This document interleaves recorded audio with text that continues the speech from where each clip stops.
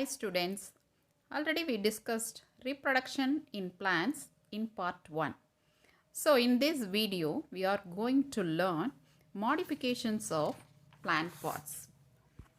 Carefully remove a fresh carrot plant from the soil. Observe it. Look at the pot we usually consume as carrot vegetable.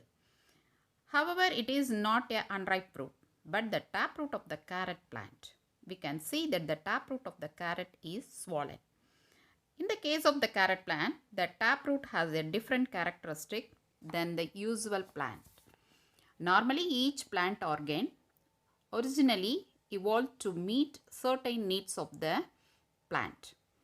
In some plants, root, stem and leaves changes their shape and structure to perform special functions like storage of food, mechanical support, protection and other vital functions.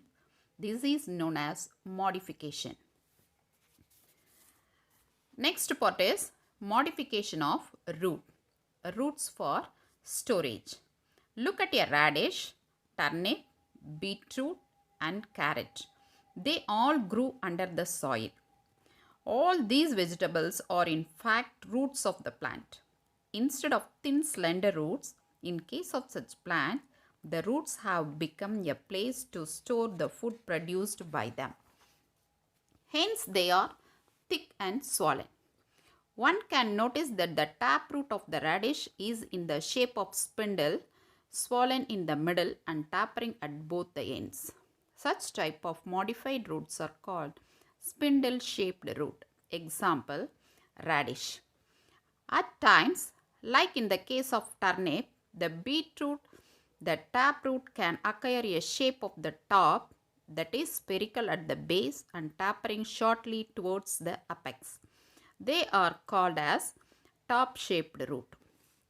In case of carrot, the shape is conical, broad at the apex and tapering gradually towards the base, and such modified roots are called conical shaped. Mechanical support. There are three types of modified roots for support. First one is prop roots. Roots are modified to provide mechanical support as seen in banyan tree. These roots grow vertically from horizontal branches of a tree. Second one is tilt roots. In sugarcane and maize, adventitious roots arises from the nodes in cluster at the base of the stem. These roots are called stilt roots which give additional support. Third one is climbing roots. In betel and black pepper, nodes or internodes bear roots which help in climbing. Next topic, gaseous exchange. Avicennia is a tree which grows in mangrove or swamps. They have roots which are seen above the ground for the purpose of gaseous exchange. These roots are erect, peg-like structure with numerous pores through which air circulates. These roots are called breathing roots or nematophores. Move on, roots for other vital function. Roots may also be perform special function. Hastoria or sucking roots are one such example. Cuscuta, a parasite plant, climb the tree and other vegetations and use the historical roots to penetrate the tissue of the host plant and suck nutrient from them. Move on, topic modification of stem. Some plants have the stems modified for storing food and for vegetative propagation. Modified stem may be aerial, subaerial or underground stem. First one is aerial modification. Pyroclade. In dry climate, conserving water is a challenge. If the surface area is larger, evaporation would be more. And if the surface area is smaller, the evaporation will be less.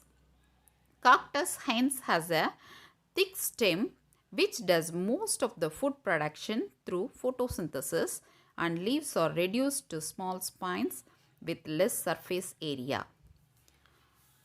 Next one is subaerial modification.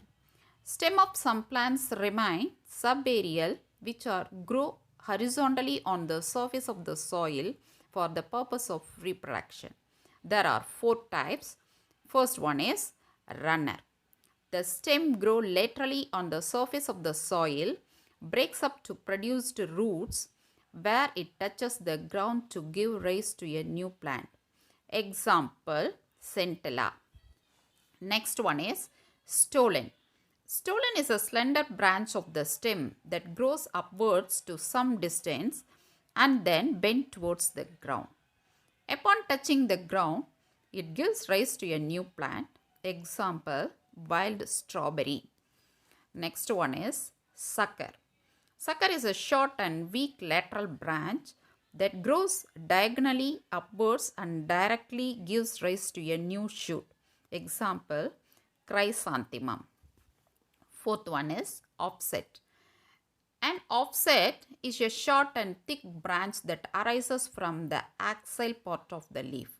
It has a thick internode. It produces the tuft of the leaves and cluster of small roots below. Example, eichhornia. There are 4 types of underground stems: rhizome, corm, tuber and bulb. First one is rhizome. It is an underground thick stem with nodes and internodes with scale leaves at the node. It grows horizontally and has an irregular shape. Rhizome have buds if give rise a new plant and leaves. Example, ginger and turmeric. Next one is corm. This is underground stem. It is round in shape and flat at the top and bottom. It is a condensed form of rhizome and bears one or more buds in the axil of the scale leaves. Daughter plant arises from their buds. Example, colocasia. Third one is tuber. It is an elongated spherical underground stem that stores food. It has many dormant buds on its surface known as eyes. If we plant a part of the tuber with the bud, it grows into a new plant. Example, potato. Fourth one is bulb. It is a condensed stem which is disc-like and stores food in a fleshy leaves. The bulb has 2 types of leaves. One is fleshy leaves and the another one is scaly leaves. Move on the topic modification of leaves. Leaves of several plants got modified into a different form based on the purpose and environment. Spine. Leaves are reduced to spines and the stem is modified into a green succulent part to perform photosynthesis. Example, opuntia. Next one is tendrils. In climber, the leaf of the plant would be modified into elongated structure to help the plant climb efficiently. Third one is phyllodes. In Acacia auriculiformis, petioles expand to form leaf-like structure. They carry out the function of the leaf. Fourth one is traps. Plants that grow in nitrogen deficient place adapt themselves well to get it. In Nepenthes, the leaves are modified into flask-like structure which is used to attract insects and other tiny animals. The inner wall of the leaf secrete digestive enzyme that help to digest the insects and extract the nitrogen needed for the plant. Example, Nepenthes. Thank you.